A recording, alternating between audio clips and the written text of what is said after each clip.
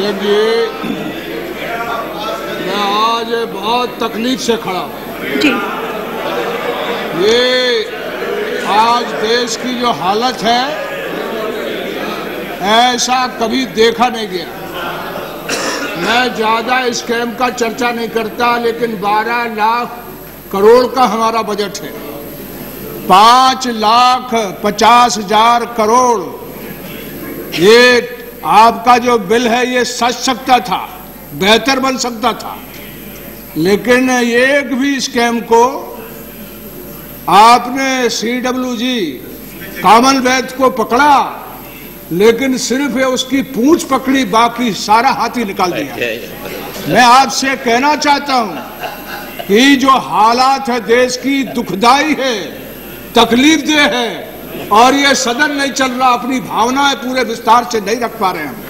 मैं आपसे एक निवेदन करूं कि आज सुप्रीम कोर्ट का जिस तरह ऑब्जर्वेशन है, पहले से उनने कहा था कि ये रिपोर्ट सीधा हमको रिपोर्ट करोगे, लेकिन इसके बाद ये जो लॉ मिनिस्टर हैं, क्यों उनने देखा? Let's talk on the budget. Let's talk on the budget. 2002 में कहा था, रोम जल रहा था, नील में बांसुरी बजा रहे थे। आप क्या कर रहे थे? बांसुरी बजा रहे थे। हाँ। क्या कर रहे थे? मैं आपसे कभी सुप्रीम कोर्ट में कहा था आपको, जब सुप्रीम कोर्ट क्या किया आपने? आया क्या छोड़ते हो आप? बेहुदा आदमी, इनको बिठा लिए। ये फालतू आदमी, ये फालतू आदमी चाहे जब खड़ा हो जाता। मैं आपसे कह रहा हूँ, मैं आपसे निवेदन कर रहा हूँ, सरकार से कहना चाहता हूँ, हमें सरकार से कहना चाहता हूँ। अरे भाई बैठ जा, तेरे हाथ जोड़ के बैठ जा। इसलिए अब मैं बोल रहा हूँ, मुझे अलाउ किया स्पीकर ने, मुझे स्पीकर ने अलाउ किया, मुझे नहीं किया आपको।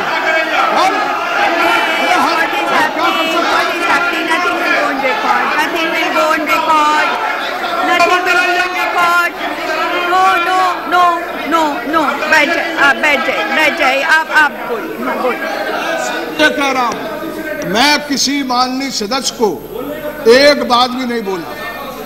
आप जानते हैं हमारा इतिहास, सब लोग, हमने कभी भी हिंदुस्तान की एकता और अखंडता के बारे में कुर्बानी देने में कभी पीछा नहीं किया।